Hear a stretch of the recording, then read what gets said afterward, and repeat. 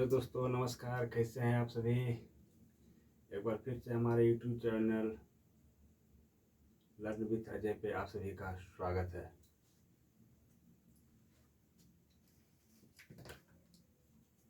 दोस्तों, जैसा कि हम पहले ही कह चुके थे कि हमारा टॉपिक वर्ण जो चल रहा था वह अभी पूरी तरह से समाप्त नहीं हुआ था, है ना?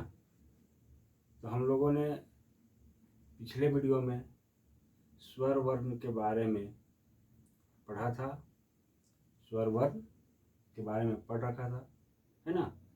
जितनी बातें हम लोगों ने पढ़ा है उसी बिंदु को और आगे बढ़ाते हैं, है ना? तो स्वर वर्ण हमारा समाप्त हो गया था। अगला टॉपिक हमारा था व्यंजन वर्ण। अगला टॉपिक हमारा क्या था? व्यंजन वर्ण। तो दोस्तों, देखते हैं कि व्यंजन वर्ण किसे कहते हैं। तो हम लोगों ने पिछले क्लास में ही पढ़ा था कि वैसा वर्ण जिसका उच्चारण स्वर वर्ण की सहायता से की जाती है उसे हम क्या कहते हैं? व्यंजन वर्ण कहते हैं। या फिर वैसा वर्ण जिसका उच्चारण खुद से नहीं होती है ना? उसके उच्चारण के लिए हमेशा किसका जरूरत पड़ता है? स्वर वर्ण की आवश्यकता पड़ता है ना? तो व्यंजन वर्ण किससे कहते हैं तो हम लोगों ने पिछले क्लास में पढ़ रखा था, और एक बार फिर से हम लोगों ने रिवाइज कर लिया कि वैसा वर्ण जिसका उच्चारण स्वर वर्ण की सहायता से की जाती है उसे हम व्यंजन वर्ण कहते हैं। उसे हम क्या कहते हैं? व्यंजन वर्ण कहते हैं। देखिएगा, अब जो है इसके प्रकार के बारे में पढ़ेंगे, है ना? इसके प्रकार के बारे में पढ़ेंगे। तो टॉपिक को शुरू करने से पहले आप लोगों से मेरा निवेदन रहेगा, है ना, कि जो भी भाई बंधु बहन लोग हमारे वीडियो को देख रहे हैं, फर्स्ट टाइम देख रहे हैं, है ना, या फिर जो भी देख रहे हैं, उनसे मेरा निवेदन यही रहेगा कि अगर हमारे यूट्यूब चैनल पर आप पहली बार जुड़े हैं या जुड़े हुए हैं तो उनसे मेरा निवेदन है कि आप वीडियो को लाइक कीजिएगा, हमारे चैनल को सब्सक्राइब कीजिएगा, और प्लीज़ कम से कम 5 लोगों के पास अवश्य इसको शेयर कीजिएगा। दोस्तों, आते हैं बिंदु पे। कराई व्यंजन वर्ण के प्रकार। व्यंजन वर्ण के मुख्यतः 5 प्रकार होते हैं। व्यंजन वर्ण के मुख्यतः कितने प्रकार होते हैं? 5 प्रकार के होते हैं। कौन कौन सा? आइए देखते हैं। कह रहा है कि व्यंजन वर्ण मुख्यतः 5 प्रकार के होते हैं: स्पर्श व्यंजन, अंतस्थ व्यंजन, ऊष्म व्यंजन और संयुक्त व्यंजन, और 5वां आपका द्विगुण व्यंजन, या इसी को हम लोग उत्क्षिप्त व्यंजन भी कहते हैं। इसी को हम लोग क्या कहते हैं? उत्क्षिप्त व्यंजन भी कहते हैं। हमारा स्पर्श व्यंजन कितना है? पिछले वीडियो में बताए थे हम, है ना? हमारा स्पर्श व्यंजन जो है वह 25 है। कितना है? 25 है। कौन कौन? क वर्ग, क ख ग घ अंग, है ना?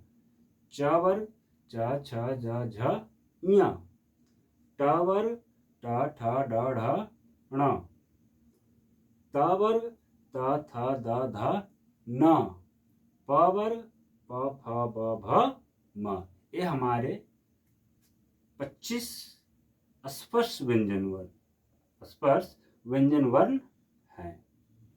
स्पर्श व्यंजन वर्ण किसे कहते हैं पिछले वीडियो में बताए थे। अगर आप लोग भूल गए हैं तो एक बार फिर से आप लोग समझ लीजिए कि वैसा वर्ण जिसके उच्चारण में हमारे मुख के अंदर जिह्वा विभिन्न भागों को छूती है, स्पर्श करती है, और उस स्पर्श करते हुए उस वर्ण का उच्चारण होता है, इसीलिए इसे हम लोग क्या कहते हैं, स्पर्श व्यंजन वर्ण कहते हैं, है ना।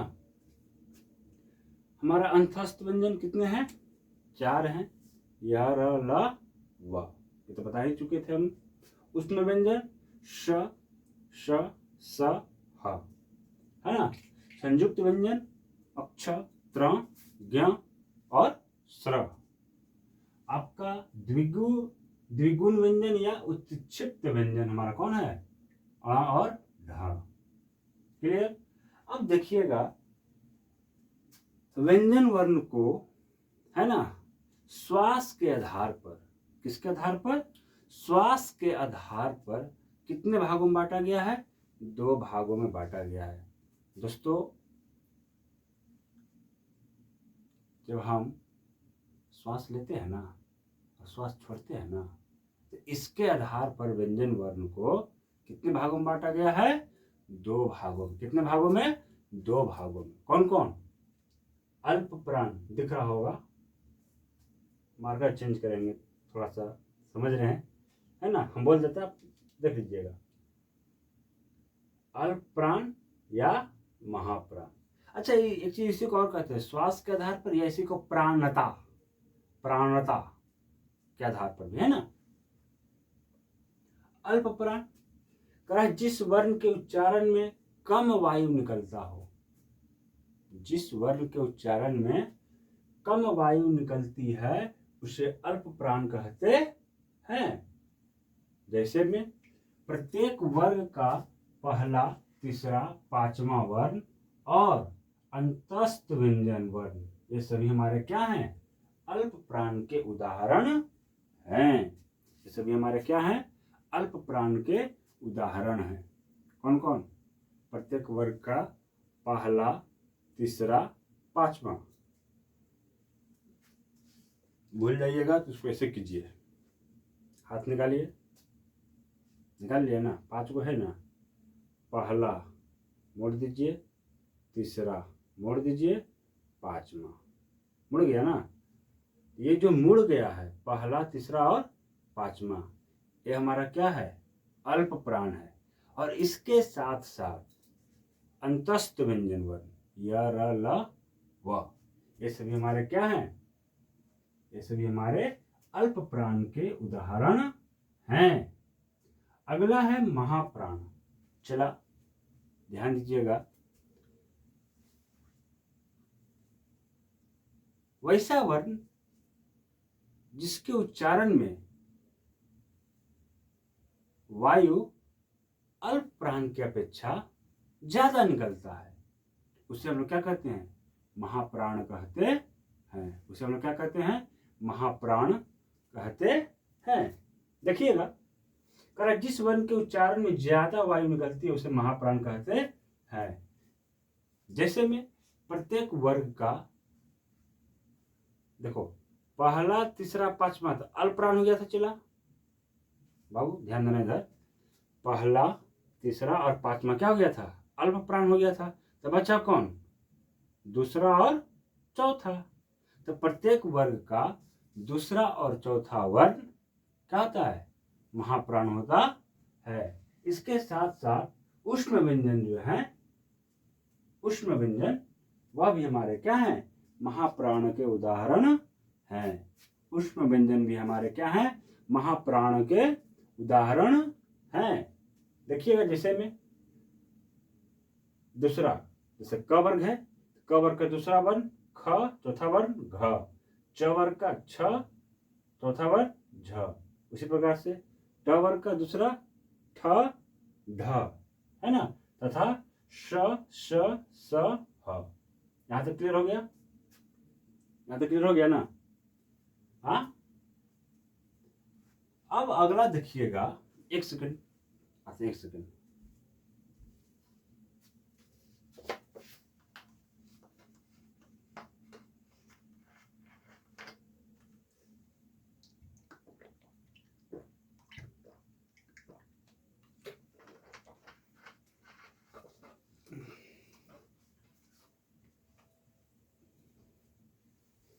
हाँ, अगला देखिएगा, चला नाद या कंपन। नाद या कंपन। तो नाद या कंपन के आधार पर भी वर्ण को दो भागों में बांटा गया है। नाद कहें या कंपन, हम बताते हैं ऐसा क्यों कह रहे हैं। नाद मतलब जब उच्चारण करते हैं, है ना। तो नाद या कंपन के आधार पर वर्ण को कितने भागों में बांटा गया है? चला, दो वर्गों में। कितने वर्गों में? दो वर्गों में। कितने भागों में? दो भागों में। कौन कौन बताइए? हमारा क्या है? अघोष वर्ण और दूसरा घोष वर्ण।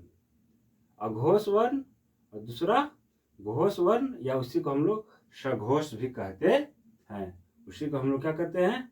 सघोष वर्ण भी कहते हैं। अब देखिए, अघोष वर्ण कहते किसको? ध्यान दीजिएगा। कह रहा है जिस वर्ण के उच्चारण में, आप लोग कॉपी कलम लेके बैठे हैं ना, हाँ, जो बोल रहे हैं उसको लिखते जाइए, ठीक है ना। या फिर जब हम हट जाते हैं तो उसमें आप वीडियो को क्या कर लीजिए, स्क्रीनशॉट ले लीजिए। अब देखिए, समझिए इधर, अघोष वर्ण कहते किसको है? जिस वर्ण के उच्चारण में कंपन नहीं होता है, कंपन नहीं होता है, उसे हम लोग क्या कहते हैं? अघोष वर्ण कहते हैं। जिस वर्ण के उच्चारण में कंपन नहीं होता है उसे अघोष वर्ण कहते हैं। अब जरा इसमें कंफ्यूजन होगा, ठीक है ना। अल्प प्राण और महाप्राण, अघोष वर्ण और घोष वर्ण, ये दो टॉपिक जो है ना, चला आपको एग्जाम में उलझा के रखता है।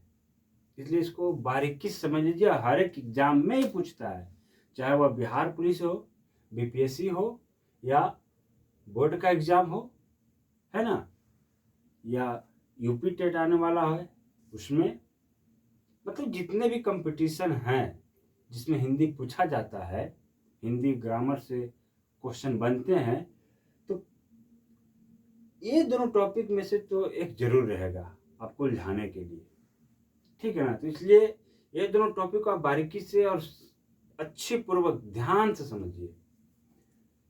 अभी क्या बोले हम? अघोष वर्ण। जिस वर्ण के उच्चारण में कंपन नहीं होता है उसे हम क्या कहते हैं? उसे हम अघोष वर्ण कहते हैं। उसे हम क्या कहते हैं? अघोष वर्ण कहते हैं। कहा चला प्रत्येक वर्ग का पहला तथा दूसरा वर्ण तथा स, श, स, ये हमारे क्या हैं? अघोष वर्ण के उदाहरण हैं। कौन कौन? पहला तथा दूसरा, पहला तथा दूसरा, ये सभी क्या है? अघोष वर्ण के उदाहरण हैं। पहला तथा दूसरा यानी क, ख, ये हमारे क्या है? अघोष वर्ण है। ये हमारे क्या है? अघोष वर्ण, पहला तथा दूसरा। इसके साथ साथ तीनों स, श, श, स, है ना, ये सभी हमारे क्या हैं? अघोष वर्ण के उदाहरण हैं। चला आपसे अगर पूछा जाए कि अघोष वर्ण की संख्या कितनी है, देखिए अभी तो ये बात तो हम गारंटी के साथ कर सकते हैं कि अभी तक कोई नहीं बताया हमें, है ना। अघोष वर्ण की संख्या कितने हैं? 13। कितने हैं? चला 13। उसी प्रकार से अगला है घोष वर्ण। अगला क्या है आपका? घोष वर्ण। कह रहा है कि जिस वर्ण के उच्चारण में कंपन होता है, जिस वर्ण के उच्चारण में क्या होता है? कंपन होता है, उसे हम घोष वर्ण कहते हैं। देखिए चला, अघोष में क्या था? पहला तथा दूसरा, पहला तथा दूसरा। इसमें क्या आ जाएगा? पहला तथा दूसरा को छोड़ दो, बाकी तीसरा, चौथा तथा पांचवा वर्ण हमारा क्या है? घोष वर्ण है। पांचवा हमारा क्या है? घोष वर्ण है। तथा इसके साथ साथ य, र, ल, व, ह तथा सभी स्वर वर्ण, ये सभी हमारे क्या है? घोष वर्ण के उदाहरण हैं। क्लियर? समझ आया? आया हो? नहीं आया? ध्यान दीजिए। देखिए कह क्या रहा है, अघोष वर्ण, जिस वर्ण के उच्चारण में कंपन नहीं होता है। क्योंकि हम पढ़ रहे हैं किसके अनुसार, नाद या कंपन के अनुसार, वर्ण के प्रकार, किसके अनुसार, नाद या कंपन के अनुसार वर्ण के प्रकार। तो चला नाद या वर्ण के अनुसार वर्ण के नाद या कंपन के अनुसार वर्ण कितने भागों में बटा है, 2 भागों में बटल है ना। हो कौन कौन, अघोष वर्ण और घोष। घोष को यहाँ कहीं कहीं आप देखिएगा, उसी को हम लोग सघोष भी कहते हैं, चला कहते हैं ना। आए तो अघोष में क्या बोले, प्रत्येक वर्ग का, क वर्ग, च वर्ग, ट वर्ग, त वर्ग, प वर्ग, प्रत्येक वर्ग का पहला तो था दूसरा वर्ण यानी 12। प्रत्येक वर्ग का पहला तो था दूसरा वर्ण हमारा क्या है, अघोष वर्ण है। उसके साथ साथ तीनों स है ना, श, श, स, ये सभी हमारे क्या हैं, अघोष वर्ण है। दूसरा हम क्या पढ़े चला, घोष वर्ण, जिस वर्ण के उच्चारण में कंपन होती है। कंपन क्या होती है, स्वर तंत्रिकाएं, स्वर तंत्रिकाएं। अब बोल के देखो, क, ख, ग, ग, घ, घ, अंग, अंग, च, छ, कुछ हुआ नहीं, ज, झ, झ, यहाँ टच करो, य, ट, ठ हुआ, ड, ट, ठ, ड, ढ, अण, ट, ठ, ड, ढ, अण। ये सभी क्या है हमारे,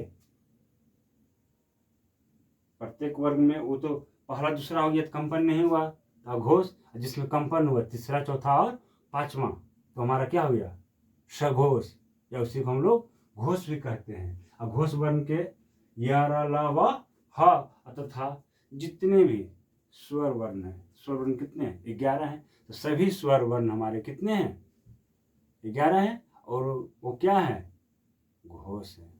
सभी स्वर वर्ण हमारे क्या है, घोष वर्ण है। क्लियर हुआ, आगे बढ़े। कह घोष वर्ण की संख्या कितनी है, तो घोष वर्ण की संख्या चला आपका 30 है। कितना है, 30 है। दोस्तों ये हमारा एक छोटा सा प्रयास है ना। तो आपसे हम उम्मीद करते हैं, भले ही बहुत बड़े टीचर नहीं है, लेकिन यह हमारा एक शौक समझ लीजिए। पेशा तो नहीं कर सकते हैं, लेकिन हाँ शौक कर सकते हैं। यह हमारा एक छोटा सा प्रयास है, खुद का एक शौक है कि हम भी पढ़ाएं, ठीक है ना।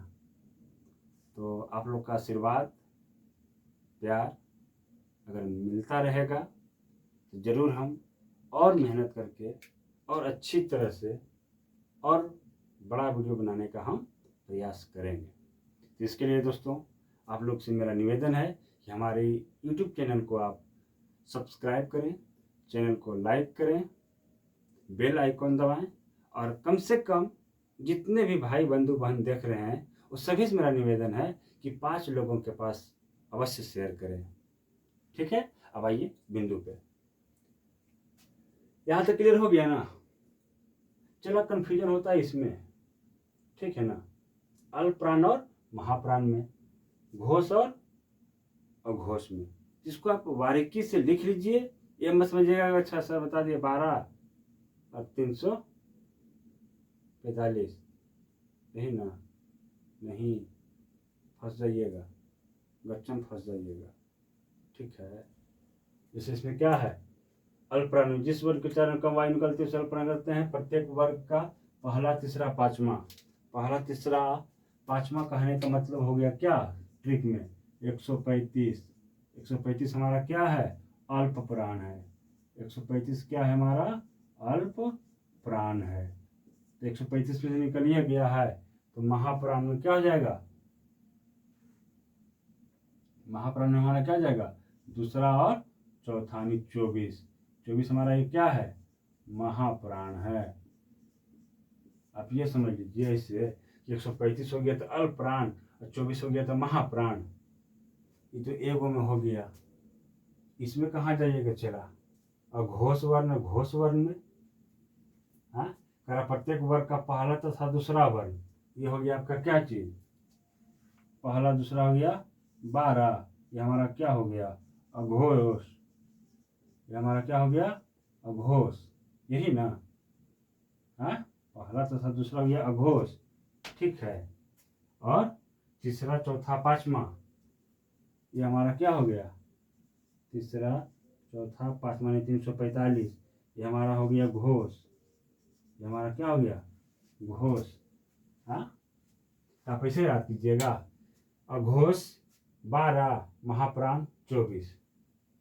अभी याद करने के लिए तो समझ के चला कि अच्छा दो को पकड़ लेंगे ना, दो अपने छट जाएगा। ऐसा गलती भूल से भी मत करना चला, याद करना है, याद करने के लिए अच्छी बात है, पर नियम से चलना यह आपके लिए ज़्यादा फायदेमंद होगा। देखो आपका नोट में लिखा हुआ है ना, कि रचना के आधार पर, या उसी को उच्चारण या प्रयत्न भी कहते हैं, है ना। रचना के आधार पर व्यंजन के मुख्यतः 3 भेद होते हैं। चला अगर आपसे सिंपल क्वेश्चन पूछा जाए कि व्यंजन के कितने प्रकार होते हैं, तब आप 5 कह सकते हैं, ठीक है ना। लेकिन बिल्कुल रुको, लेकिन आपसे अगर यह कहा जाए कि चला बताओ तो रचना के आधार पर व्यंजन कितने प्रकार के होते हैं, तब बाबू ध्यान दीजिएगा कि रचना के आधार पर व्यंजन 3 प्रकार के होते हैं। कितने प्रकार के होते हैं चला, 3 प्रकार के होते हैं। कौन कौन, स्पर्श व्यंजन, उष्ण व्यंजन और अंतस्थ व्यंजन। सॉरी, स्पर्श व्यंजन, उष्ण व्यंजन और अंतस्थ व्यंजन। इसकी संख्या कितनी है चला, अगर रचना के आधार पर पूछा जाए और इसकी संख्या पूछा जाए, रचना के आधार पर, रचना के आधार पर कुल कितने व्यंजन है, 33 वर्ण है, 33 व्यंजन वर्ण है।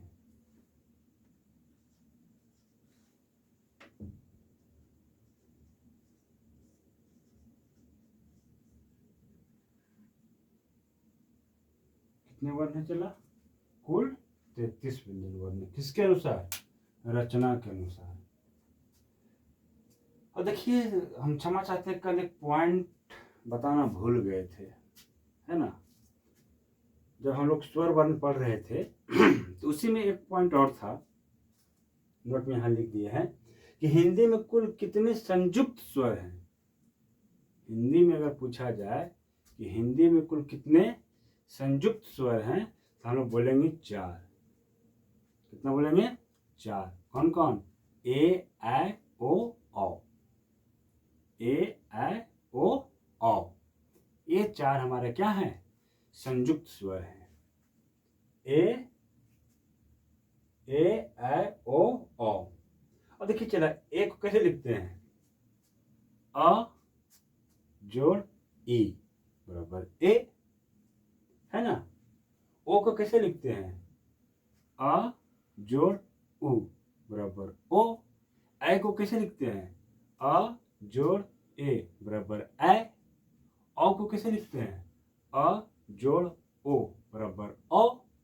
तो चला अ जोड़ ई, ये हमारा हो गया गुण संधि के उदाहरण। जब हम लोग संधि पढ़ेंगे ना तो उसमें और डिटेल से बताएंगे, ठीक है। जब हम लोग संधि पढ़ेंगे तो उसमें और डिटेल से पढ़ेंगे, तो कि गुण संधि क्यों हुआ, वृद्धि संधि क्यों हुआ, स्वर संधि क्यों हुआ, व्यंजन संधि क्यों हुआ, ये सभी हम लोग पढ़ने वाले हैं। कब, जब हम लोग संधि टॉपिक पढ़ेंगे तो। क्लियर। उसी प्रकार से चला देखो, अ जोड़ ओ बराबर औ, किसका उदाहरण है, वृद्धि संधि के उदाहरण है। आई थिंक ये टॉपिक आज इतना ही आपके लिए। जाते जाते आपसे फिर से निवेदन करते हैं भाई कि अगर हमारा टॉपिक, हमारा पढ़ाने का तरीका अगर आपको थोड़ा सा भी पसंद आया हो, है ना, तो हम उम्मीद करते हैं कि आप हमारे चैनल को सब्सक्राइब कीजिएगा, लाइक कीजिएगा, हमारे वीडियो को शेयर कीजिएगा, बेल आइकॉन ज़रूर दबाइएगा। तो आज के लिए सिर्फ इतना ही। चलिए भाई को दीजिए अब छुट्टी। जय हिंद। Thank you.